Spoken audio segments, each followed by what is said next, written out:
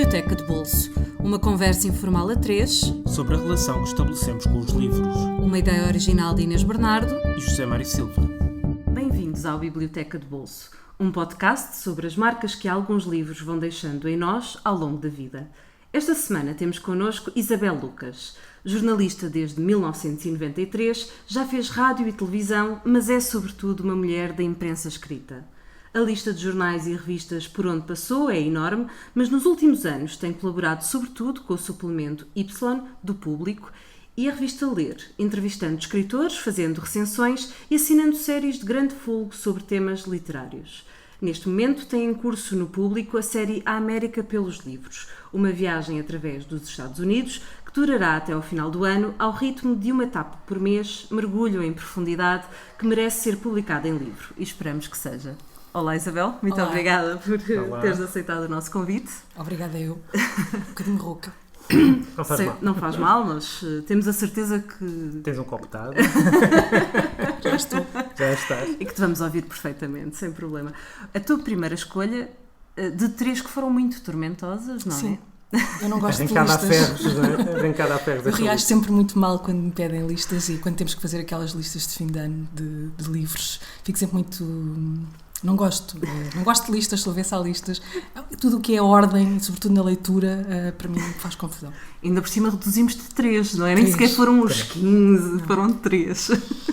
E o primeiro da lista é a Ana Karenina, Sim. que aliás foi assim o primeiro que enviaste. Sim, foi. Quando me falam em livros, ou quando me falam nos primeiros livros, quando eu penso nos primeiros livros que li, a Ana Karenina surge.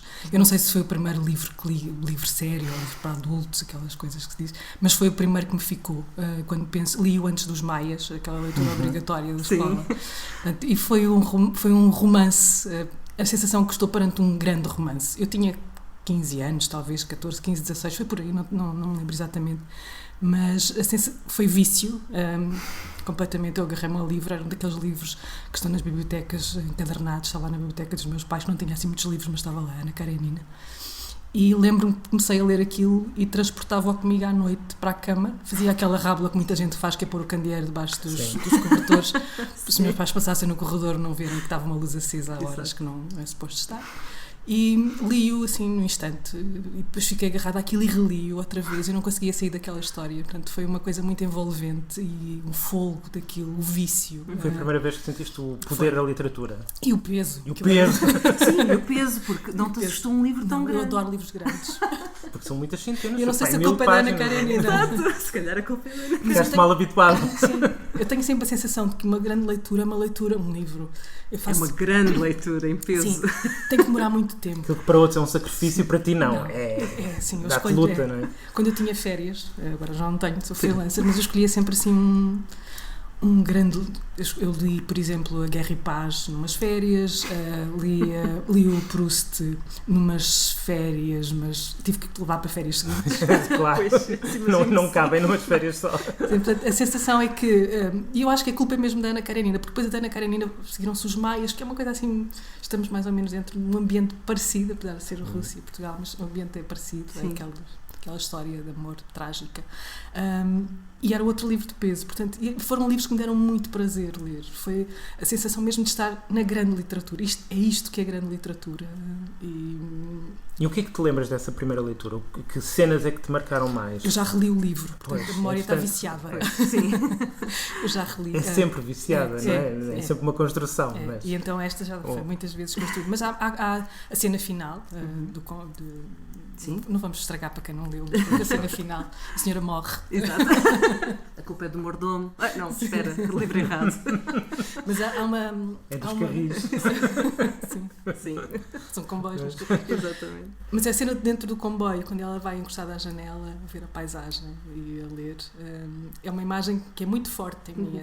Eu construía aqui na minha cabeça. Foi uma imagem de leitura, não é? Sim, E o contraste entre a imersão na leitura e a realidade, sim. não é? Que são imagens que sempre me fascinam imenso. A imagem de alguém a ler eu olho para alguém a ler e imagino que o universo é que está a ser construído naquela cabeça. Portanto, são imagens que me estimulam bastante. Eu fico sempre muito atenta a quem está a ler. E lá, de vez em quando estou assim no meio da rua e vejo alguém a ler e fixo-me naquela imagem. Também vais ver o que é que eles estão a ler? Se puder, faço assim. E fazes juízos de valor, não fazes? Às vezes. Às vezes, mesmo quando entrevistas escritores, também tentas perceber se eles estão a ler quando chegas. O que é que era? O que é que estão a ler? Estão a ler? Sim, sim. Isso aí ainda é uma curiosidade acrescida. O que é que leu o escritor, sim, não é? Sim. Eu não sei se posso aqui antecipar um dos livros que trouxe que tem a Claro, ver com isso. Claro, sim, claro. sim. Eu fui entrevistar o ano passado o James Salter e ele foi-me buscar ao autocarro. Simpático. Sim, foi muito simpático. E ele estava a ler um livro no banco de jardim. Enquanto estava à tua espera. Enquanto Tu tinhas estava um à minha escritor espera. à tua espera. A ler, sim. E nós nunca nos tínhamos visto, quer dizer, eu sabia Quem ele era, não é? Mas a imagem, ele está sentado assim num banco, aquilo era uma terrinha em Long Island, uma vila pequenina, uma aldeia de turismo, com um mar ali ao pé. E ele estava sentado assim no banco e tinha um livro e eu vi-o e aquela sensação mais estranha de está ali o James Salter ali num livro à minha espera. Mas não posso dar muita bandeira, não é? Mas depois ele fechou o livro Uhum. e fomos para o carro dele e o livro era o Blood Swan do Proust. Tu já tinhas lido. Eu já tinha lido. Estavas em vantagem sobre ele. Não, ele estava a reler. Porque ele depois contou uma história da releitura. Mas não há aquela história que o Proust nunca se lê. Relê-se. Relê-se. Toda a gente está sempre a reler. A reler. Sim, sim. Mas no caso da Ana Karenina, para ti, então foi um livro que foi alvo de várias releituras, Sim. algumas no imediato. Sim. Portanto, leste, releste, Sim. foi uma paixão completamente... Aquela coisa dos miúdos que gostam tanto de um livro que vão a seguir lê-lo e pedem à mãe e ao pai para ler não sei quantas vezes a mesma história. Foi um bocadinho isso, porque eu fiquei num estado de encantamento e não me queria afastar daquele livro. Quando se lê um livro muito bom, é sempre a separação é difícil às vezes. Sim. Porque o que vem a seguir, será que é tão Mas bom? não passaste para mais do mesmo autor? Ficaste Passei. sempre no... Passaste... Passei mais tarde. Passei mais tarde. Fiquei sempre me falavam dos russos, eu ficava com o ouvido muito atento e logo que pude fui lendo e fui fazendo disto uma espécie, não era trabalho de férias que não fazia, mas era quando eu tinha tempo para estar com um livro muito grande. Eu não gosto de interromper leituras, gosto de levar as leituras seguidas e, portanto, li depois em algumas férias os russos, não li todos, faltam algumas coisas, mas lembro-me do Gogol, da Guerra e Paz, dos irmãos Karamazov. E o Tolstói é bom para quem gosta de livros muito grandes. É o teu tipo de escritor. Eu acho que gosto mais de Dostoiévski, mas acho, mas a eterna. Aquela Tolstói coisa. Exatamente. Já passou pelo nosso programa, aliás, Já, a questão. essa disputa. Tu também és time Dostoiévski, então? Gosto. A Catarina, que esteve cá logo no programa número 2. Mas eu tenho esta relação de... Eu gosto muito do Guerra e Paz, eu gosto muito da Ana Karenina, mas depois há coisas dele que não são tão... e eu, em relação ao Dostoiévski, gosto de quase tudo, ou gosto de tudo, talvez. Portanto, se tiver que escolher assim... mesmo na sua irregularidade, não é? Mesmo Porque sim. é menos regular do que o Tolstói. É menos regular, mas eu não gosto muito da perfeiçãozinha. Às vezes gosto Há um encanto na imperfeição. Vamos mudar, passar para o segundo livro, que era uma escritora que se caracterizava por uma certa perfeição, pelo menos estilística, formal, e dava muita importância a isso, a Marguerite Yourcenar. E da Marguerite Yourcenar tu escolheste a Obra ao Negro. Sim. Não sei, podia ter sido talvez as Memórias de Adriano. É a escolha mais habitual.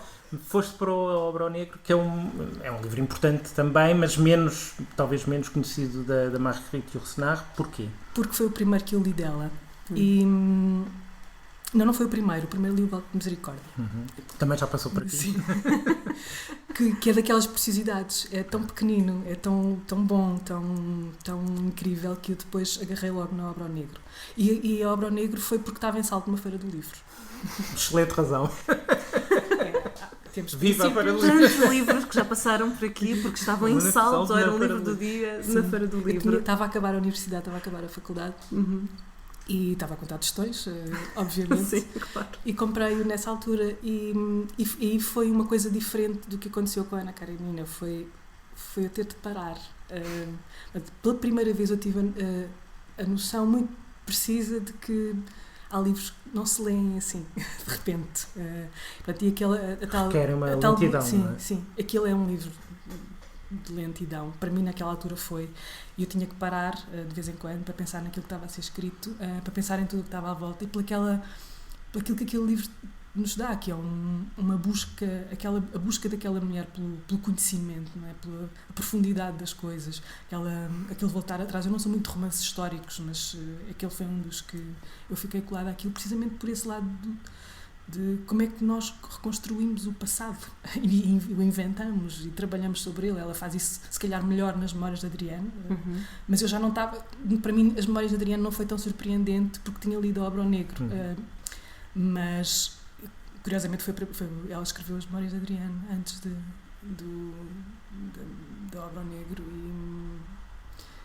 E também te obrigou a ir, porque há uma série de questões filosóficas, até da alquimia, etc. Obrigou-te também a ir investigar esse lado. Mas na altura não tinha o Google. Pois, hoje é muito mais fácil. Acho que agora te li ao livro com o Google à Num frente. instantinho tu tens logo as referências. Sim, não, o Nigredo, o Albedo, aquelas coisas todas. Sim. Não é? E na altura eu tinha ainda alguma parcimónia em sublinhar livros e reescrever os livros. Agora não tenho nada, sublinho e risco e faço tudo e mais alguma coisa. Depois não percebo a minha letra, mas não interessa.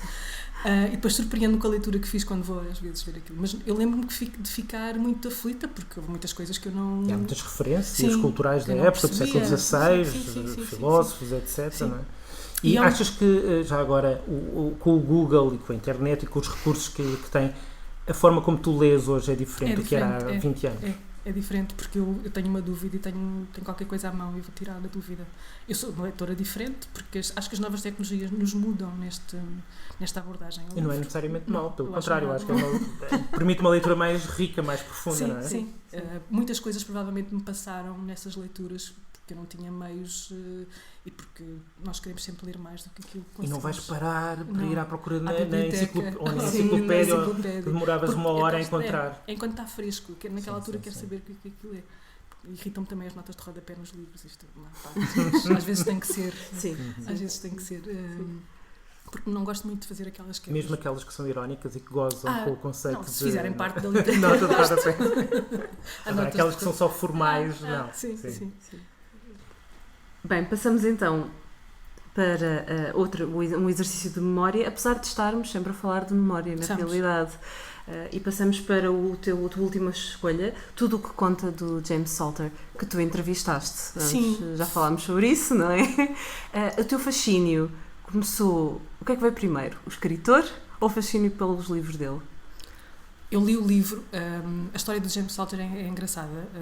Eu tinha lido acho que um magazine literário dedicado ao James Salter. Ele estava na capa e...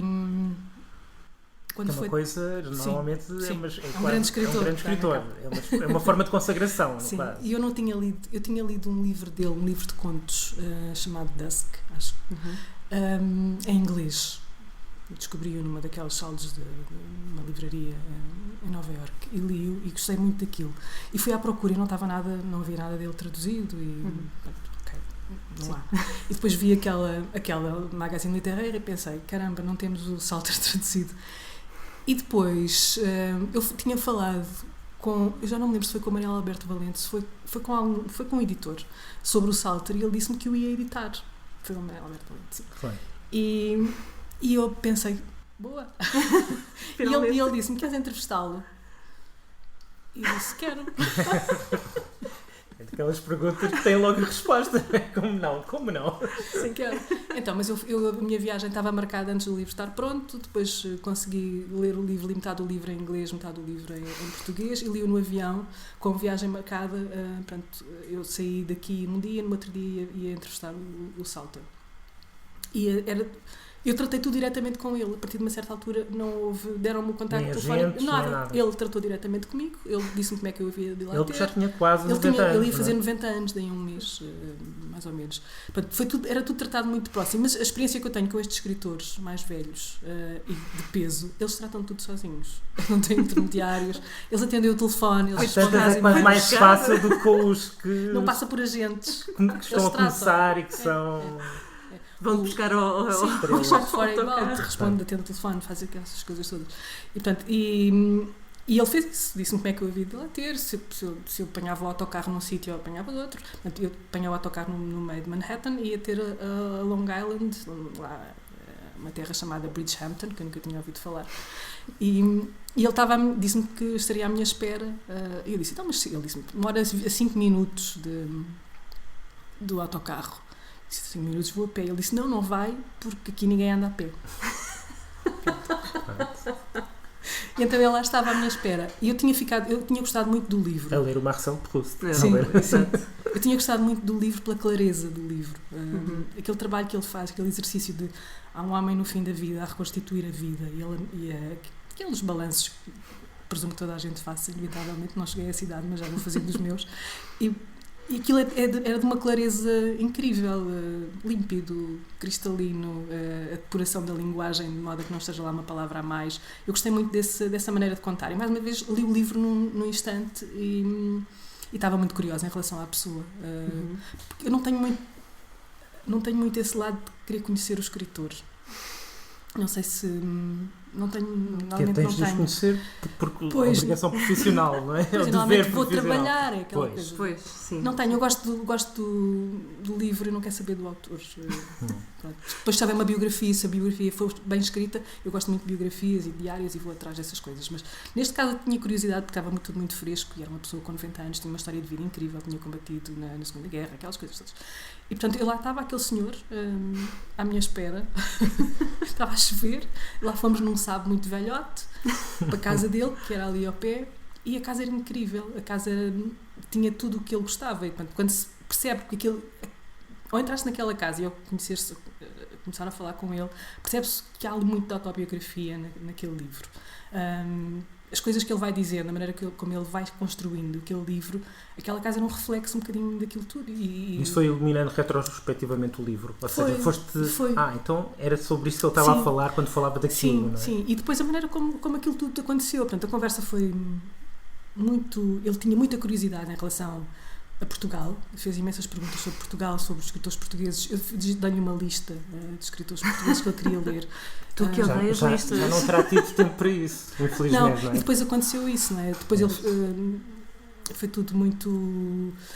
Fui-me embora, ficámos em contacto, ele mandou-me um mail, eu mandei-lhe um mail quando ele fez anos, passado pouco tempo, a dizer-lhe que ele tinha-me pedido para lhe enviar um PDF do artigo, apesar de não saber ler português, mas ele tinha uma imensa curiosidade em relação a Portugal. E depois ele morreu. E quando ele morreu, isto aconteceu no espaço de um mês e meio.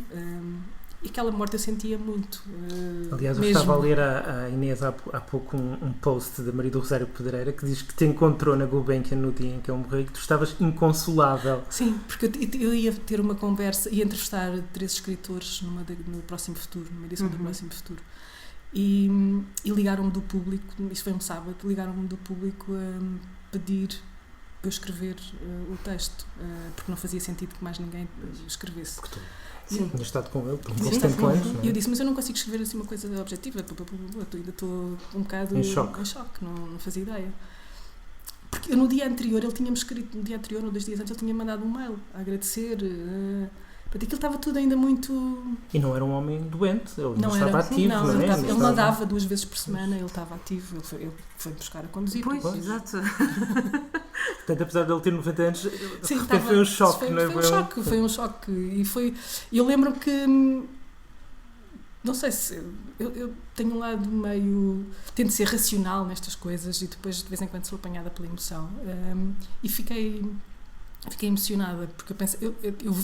Na minha cabeça eu reconstruí não sei quantas vezes a imagem dele à minha espera e dele despedir-se de mim, aquela coisa... Isso parece quase um pequeno conto, não é? A história de uma jornalista que vem de muito longe, porque para ele, do ponto de vista dele, vir de Portugal para falar comigo podia ser uma coisa estranha, não é? Uma rapariga que vem do outro lado do Atlântico para falar comigo e depois vai-te buscar com o sapo velhinho. Sim, foi a última entrevista que ele deu. Foi a última entrevista. Portanto, este livro e este homem estão muito... São daquelas experiências que eu não vou esquecer. Claro. O livro é bom, mas provavelmente não estaria aqui o livro é muito bom, mas provavelmente não estaria aqui se não fosse esta história toda. Portanto, aquilo que os livros nos dão é muito mais, muitas vezes, do que aquilo que os livros lá têm, não é? Sim, e é curioso, porque nesse texto e nessa entrevista ele fala muito sobre a escrita, sobre o que é uma frase, o que é que deve ser uma frase, o que é que deve ser a linguagem. Sim. De certa forma tem qualquer coisa de literário. testamento literário também, não é? Sim.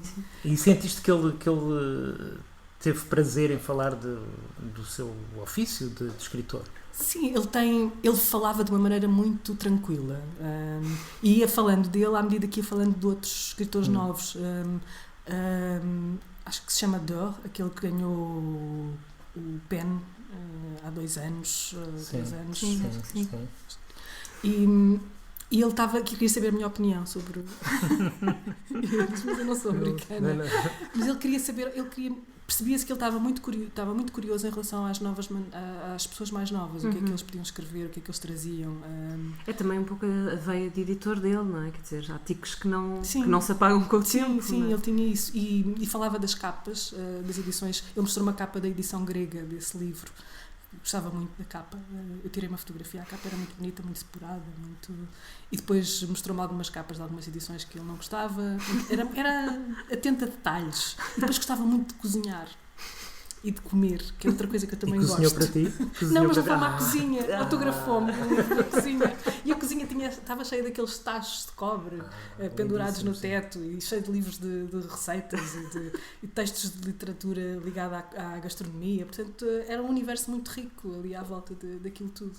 Sim, foi uma boa conversa. Dizes que não gostas de conhecer escritores, mas quer dizer, não é gostar mal... de... Não tens aquele fetiche do não tens o fetiche. Não vou correr atrás de um autógrafo, seja lá quem for. Até porque muitas vezes o escritor pode destruir um pouco a Sim, às a vezes visão. não quer saber. Às vezes não quer. Um dos livros, desses livros que eu li umas férias também na adolescência, Sim. de um homem que eu não me interessava nada provavelmente conhecer, foi A Viagem ao Fim da Noite, do Céline. Portanto, eu gosto muito do livro. O homem é outra não. coisa. É outra coisa. O Amundsen, provavelmente, sim. é o grande Não escritor. tanto, Mas Sim. não deixo de gostar dos livros por eles terem Separas sido novos. bem o homem da O homem sua pode ter obra. sido odioso, mas a obra é ser genial. Genial, não é? Portanto, mas não há nenhum autor com o qual tenhas um fetiche de, se pudesses conhecer, mesmo morto, que gostasses? É uma pergunta tramada. É, não é? É como fazer uma lista. Ou então, reformulando, que autor que já esteja morto é que gostavas de ter entrevistado? Ou gostavas de entrevistar, se fosse possível, viajar no tempo, vá lá. Olha, porque eu li quase tudo dele e porque já lhe fiz um percurso, porque já escrevi muito sobre e nunca o entrevistei, o Philip Roth. Esse está vivo. Esse está vivo, não está morto. Mas diz que já deixou de escrever. Pois. Mas depois também penso, o que é que eu poderia trazer de novo às entrevistas todas que ele já deu? Também não tenho muito esse lado. Não, acho que me dá prazer descobrir, entre aspas, autores. A surpresa de uma conversa, que depois da surpresa de um livro, é para mim muito mais... dá muito mais... Mas tu também já entrevistaste alegria. Escritores que não sabemos bem quem são, nem se existem, nem como é que são, como por exemplo a Helena Ferrante, não é? Helena Ferrante foi por e-mail. Mas é aquela... Continuamos no mistério. Helena Ferrante foi por e-mail. Eu acho que sim, é um mistério. Que depois, às tantas, eu quero afastar-me dele porque estou sempre a ser transportada para lá de alguma maneira, porque essa entrevista aconteceu, porque escrevi imenso sobre ela, porque li muita coisa, e eu neste momento não quero escrever sobre Helena Ferrante. quero deixar passar um bocadinho de tempo. Sim. Isto parece-me uma febre. Uma febre. Sim, ela sim. própria deve estar desconfortável com Sim. isso. Não é? Aliás, mais para o fim já havia movimentos de proteção da identidade dela, ou anonimato dela. Sem anonimato, que será dela? Exato. Não, ela disse que se descobrirem quem ela é, que para de escrever. Portanto, já havia leitores a dizer, não, parem com isso, nós não queremos saber. Ela que escreva, Sim. nós não queremos saber. Sim. Mas sentiste também arrastada um bocadinho para essa febre e o facto de teres também... De teres entrevistado? O primeiro... Eu fiz a recensão do primeiro livro dela aqui, desta última vez, porque ela foi editada na Dom Quixote há uns anos e ninguém deu por nada. Completamente despercebida. Sim. E fiquei surpreendida com aquilo, porque me pareceu muito... Aquilo tem muito a ver connosco portugueses, mas depois eu digo que tem muito a ver connosco portugueses para tentar encontrar aqui uma maneira de sustentar esta febre, mas em Nova Iorque a febre é maior ainda. Sim. E perguntamos o que é que Nápoles tem a ver com Nova Iorque, ou o que é que aquele universo tem a ver com Nova Iorque. Não, tem a ver porque fala de um íntimo que é comum, é universal. Da natureza humana também. É isso. Embora eu acho, por exemplo, a minha mãe leu e ficou completamente agarrada, como muitos milhares de pessoas em Portugal e no mundo, e a minha mãe dizia, que engraçado, isto é Nápoles, não é? Para mim é Beja. Sim. Beja anos 50, porque a minha mãe nasceu um ano depois da Helena Ferrante e ela diz, é exatamente a mesma coisa, igualzinho.